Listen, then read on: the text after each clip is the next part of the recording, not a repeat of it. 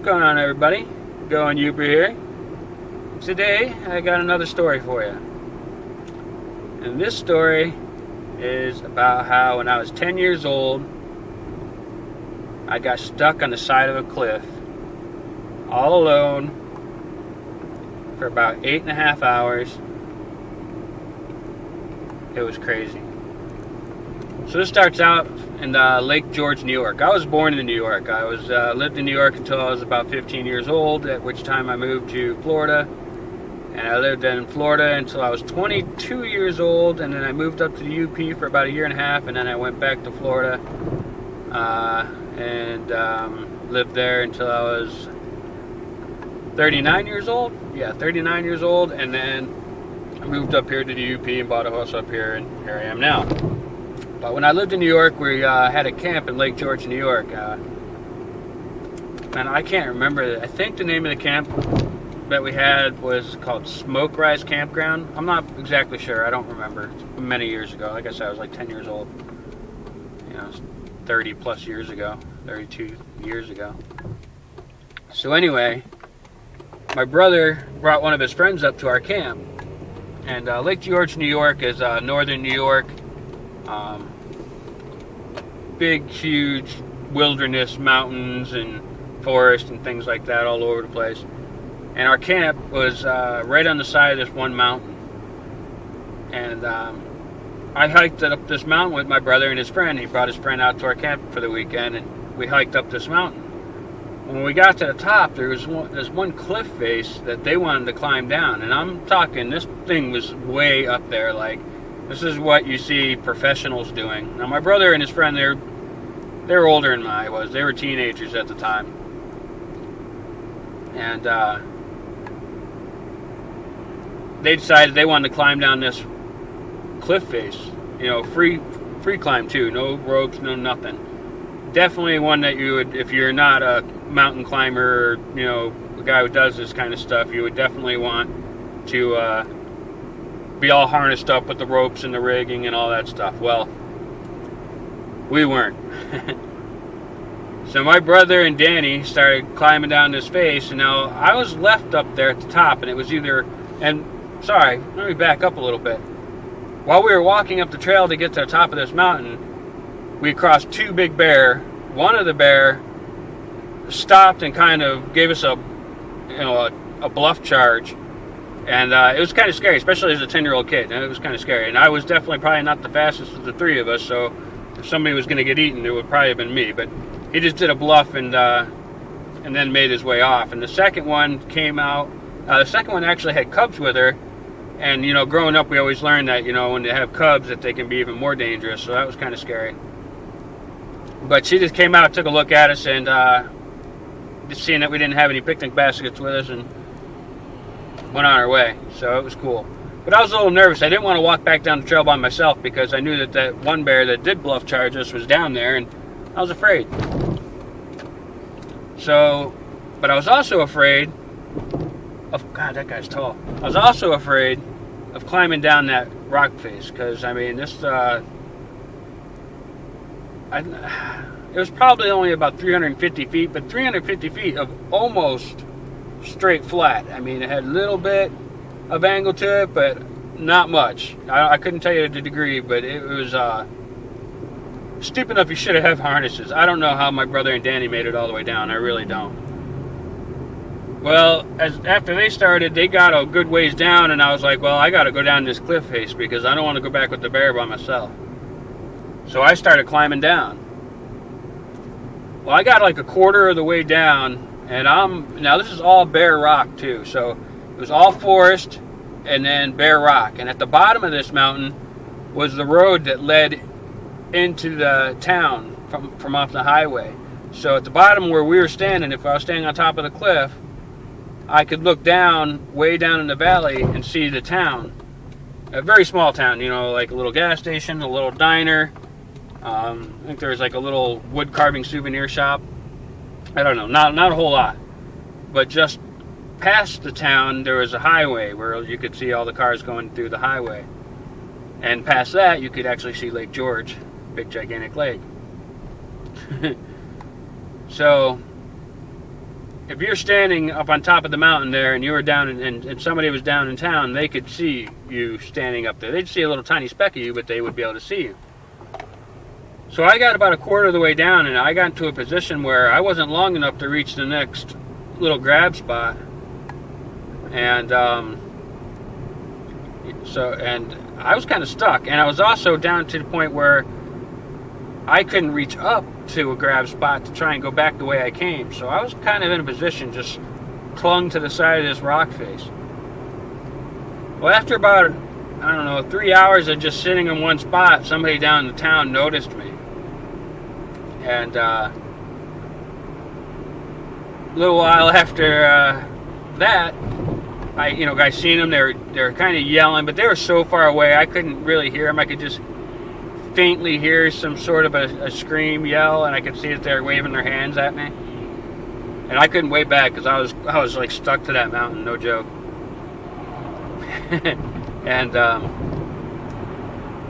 so about an hour after that, I'm looking down there, and by this time there's a whole crowd of people, along with fire trucks, police trucks, police cars, sorry, trucks, next to a big semi. I got a truck in the mine. And a giant crowd of people staring at me. And I'm like, oh my God, I'm going to get in so much trouble. And that was the only thing that was going through my head. Not that people were like concerned that, I was stuck on the side of a mountain and I'd been there for hours, but that I was going to get in a bunch of trouble. So as I'm sitting up there and this crowd's formed, another hour or two goes by, and this whole time I see them down there, all, like, there's mountain climbers that were getting rigs going to come up the mountain to come, like, get me, I guess. I don't know, but I thought I was in, like, a bunch of trouble. I thought I was going to be getting in, like, big-time trouble. And I lived in the city at the time, so, city mentality up in the country, you think you're going to get in even more trouble. So, it was kind of a scary thing. So, I was like, man, I don't have a choice. I got to get out of here. Like, I got to get out of here big time before I get in a bunch of trouble. So, stupid me decides, well, I better just start climbing up, and if I fucking slip and fall, and I slip and fall. Didn't have much of a choice. So that's what I did. I started climbing, and man, it took me probably another 2 hours to get up that part of the mountain that I climbed down. And the whole time I'm doing it, they're down below me yelling and screaming. I got guys that were, maybe 150 feet below me climbing up towards me yelling, don't move, don't move. And I'm like, oh man, I'm going to jail. I'm going to be in so much trouble. Just as I get, now on the top of this mountain was forest, like heavy, thick forest. So I get up this mountain. By the time I get up this mountain, a helicopter comes flying out. Like you see in the movies. Like, it was literally came out and it was that close to me. I was at the top of the cliff. And I just turned around and I started booking it through that trail, going down the mountain. And there was probably, I don't know, man, it's so long ago, but I would say there was like 6 or 7 different trails leading to different parts of this mountain. One led down to our camp, one led out to the backside of the mountain, and another one led off to somebody's property. I don't know. It was crazy. It went all over the place. So I started booking it down the trail. I got back to the camp, and by this time, my brother and Danny both realized that there was a big crowd at the bottom of the cliff and the mountain there, and they were like, oh my God, we're getting in trouble for climbing that mountain. So when I got back down there, they're like, oh my God, dude, there's cops and everything. I go, yeah, I've been stuck on the side of the mountain and everybody's seen me, and they're gonna come and arrest me. And they got all scared, and they're like, listen, if anybody asks, none of us were up there. We didn't even go up there and nothing. And I was like, yeah, no problem, because we all thought we were gonna go to jail. So shortly after that, we were hanging out in front of our camp. We had a big, like, what was it? One of those all silver trailers. I can't even remember. I was so young. The silver pull behind campers. Everybody knows they're famous for whatever. I don't know. But anyway, we're sitting there with my parents, and forest rangers and cops came up, and they were going to each camp asking, hey, you know, we're looking for this kid. He was stuck on the side of a mountain. They got to us, and I was like, well, I won't know nothing about him. And my mom and my father were like, oh, well, we were in Lake George all day in town, and you know, the kids were here. Were you guys up on the mountain? Were you doing stuff? And we were like, no, it wasn't us. And they went to all the campsites asking all the people, and they left. And then 2 days later, it was like Monday morning, we were packing up to go, and my my father comes walking up to the camp with the newspaper.